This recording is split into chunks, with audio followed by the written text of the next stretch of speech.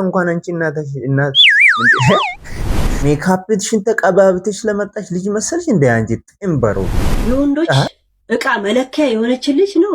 ጆን እቃውን ርዝመቱን ለካባት። እነዚህ ዜና የምትሰሩ ልጆች ምን ሆናችሁ? እንድናችሁ ልግረም አይመለከትም። እንደዚህ አስብሽ አላውቅም። እንደፈለክ አስበኝ። ከደበረ እግር መብላት ትችላለህ። ያስቀየምኩ ነገር አለ? አዎ ምን እንደጠፋሽ ታውቂዋለሽ። ሰላም ጤና ይስጥልኝ። እኛም ወሬ ነው የሰማነው። ጃኒና አዶናይ ተለያዩ የሚል ወሬ አሁን ሰሞኑን በቃ አይዲያ ጠፍቷል፣ አጀንዳም ጠፍቷል። በቃ አጀንዳና ወሬ አድርጎታል አሁን የነሱ መለያየት። አንዳንድ ሰዎች እንደ ዜና ጉዳይ ያቀረቡም አሉ።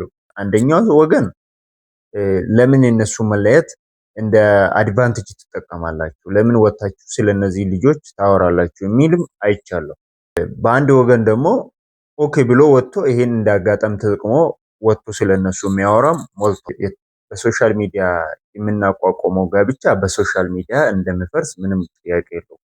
ለማንኛውም ሰው በተቻለልን መጠን ብዬ በመክሮ ስፔሻሊ ቲክቶክ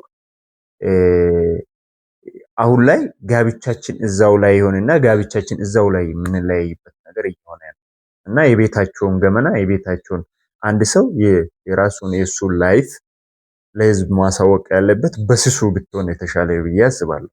የጃኒና የአዶናይ ላይፍ ግን ምን ቀራን? አልጋቸው ብቻ ነው የቀራን። ሶሻል ሚዲያ ላይ የምናወጣቸው ጉዳዮች አሉ፣ ሶሻል ሚዲያ ላይ ማውጣት የሌለብን ጉዳዮች ደግሞ አሉ ብዬ አስባለሁ። ቤት መሰረት ነው፣ ተቋም ነው። እነዚህ ልጆች እንደማንኛውም ሰው ማግባት አለባቸው።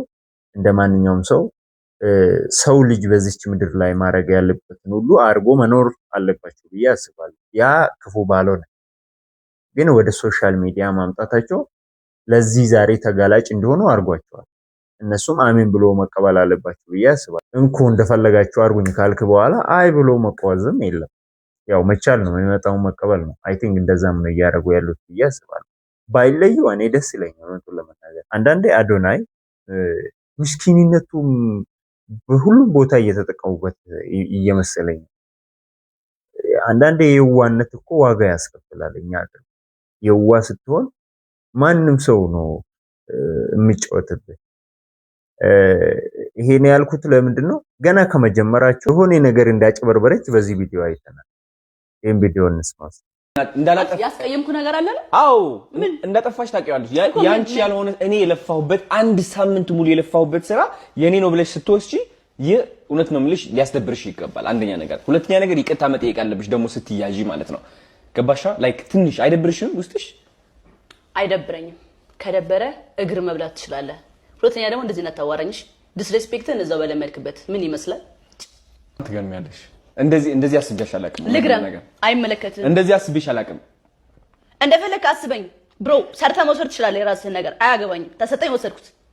ግን እኮ አልሰራሽም። ልትጨቃጨቀኝ ደግሞ ግን እኮ አልሰራሽም። በቃ እኔ እንዳደረኩት ማድረግ ትችላለህ ከተሳካ።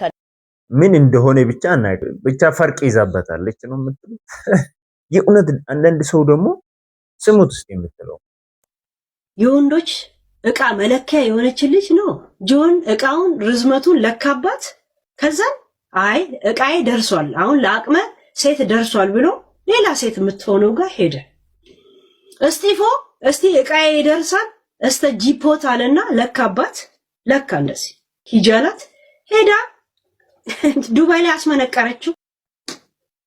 የወንድ እቃ መለኪያ ናት እኮ ባይዘ የራሷ ስንት ነገር ቁጭ አድርጋ ነው ቁጭ ያለው። እኔ እኮ ስንቱ እንትን ነው ከሷ ጋር አሻግዳው ምለው። ግን የነዚህ ልጆች መታ እንደፈለገች አፋን ትካፈታለች።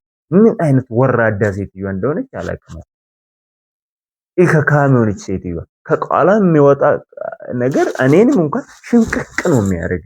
መቼም ልጅ ይኖርሻል አይደል? እንዴት እንዲህ አይነት ቃላቶችን አውጥተሽ ትናገራለች? እንግዲህ ትልቅ ሰው ነች። ሜካፕሽን ተቀባብተሽ ለመጣሽ ልጅ መሰልሽ እንደ አንቺ ጥምበሩ።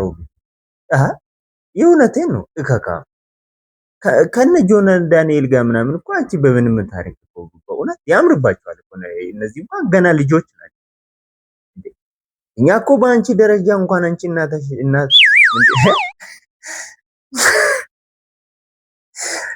ምንድነው ያልኩት? አንዳንዴ አማርኛ እኮ ናሽን ነው ያልኩት። አንቺ ለኛ እናት ነሽ። በቃ ሲያስተካክል ይቅርታ አድርጉልኝ።